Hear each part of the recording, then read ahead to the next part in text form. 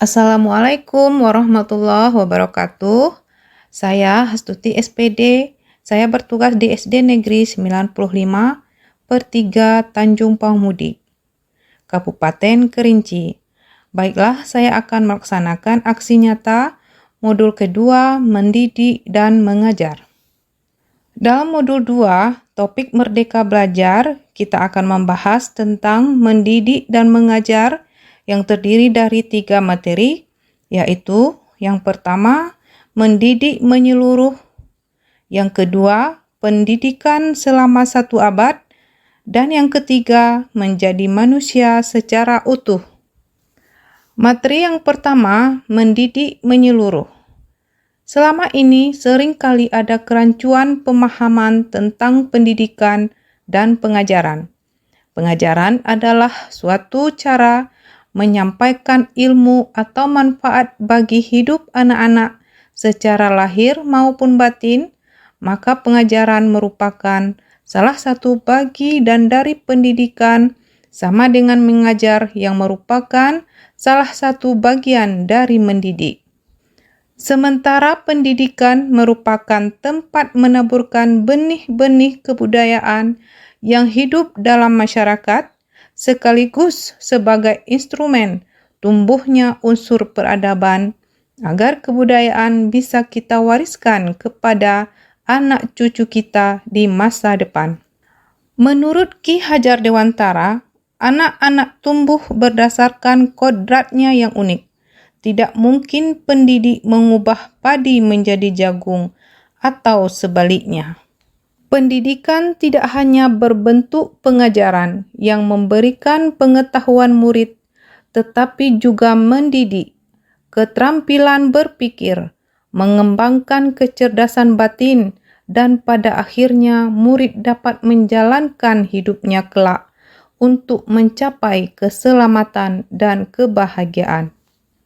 Sebagai pendidik, kita perlu cermat dalam menempatkan pendidikan untuk pikiran murid sesuai dengan konteks pendidikan nasional berdasarkan garis-garis bangsa Indonesia atau budaya nasional kita untuk melengkapi, mempertajam, dan memperkaya pendidikan keterampilan berpikir murid.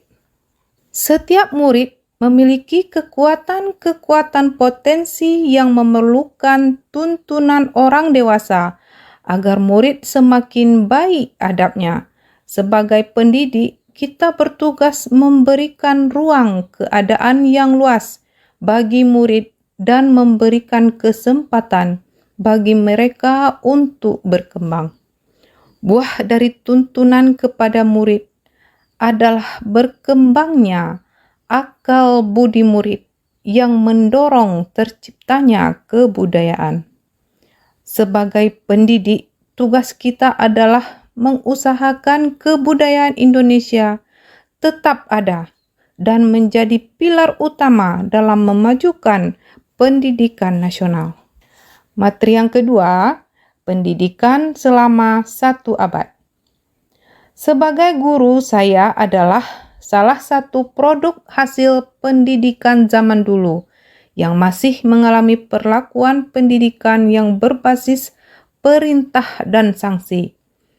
Ki Hajar Dewantara menggagas perlunya sistem pendidikan yang humanis dan transformatif yang dapat memelihara kedamaian dunia, yaitu dengan menjalankan sistem Among dalam pendidikan. Ki Hajar Dewantara menyatakan sistem Among dalam pendidikan yaitu ing ngarso sung tulodo, ing madyo mangun karsa, tut wuri handayani.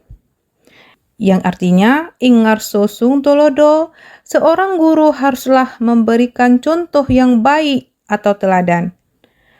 Ing madyo mangun karsa, seorang guru haruslah memberikan semangat kepada murid. Dan tut wuri handayani, seorang guru haruslah memberikan dorongan atau menjadikan murid mandiri.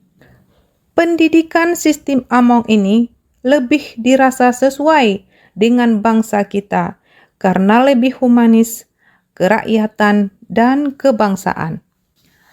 Materi yang ketiga, menjadi manusia secara utuh.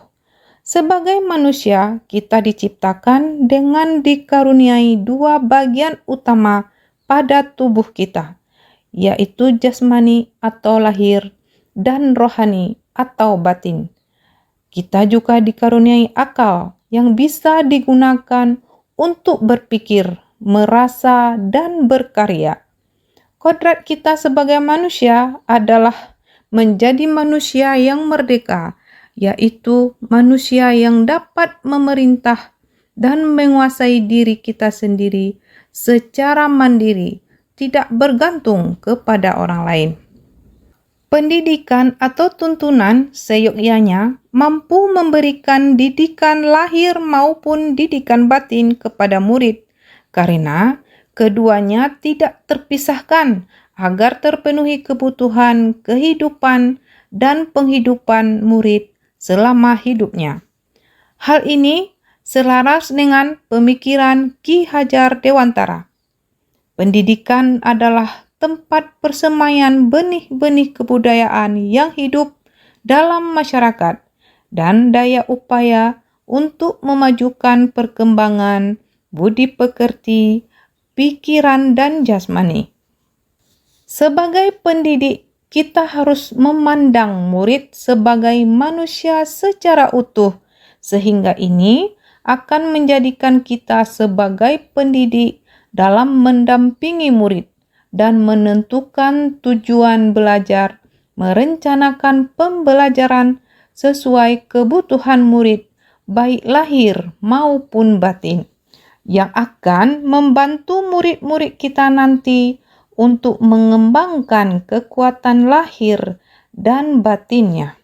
Jadi, sebagai pendidik, kita harus menyeimbangkan antara memberikan pengajaran yang berorientasi pada penguatan keterampilan berpikir atau kognitif dan juga mendampingi murid untuk mengembangkan kekuatan batinnya.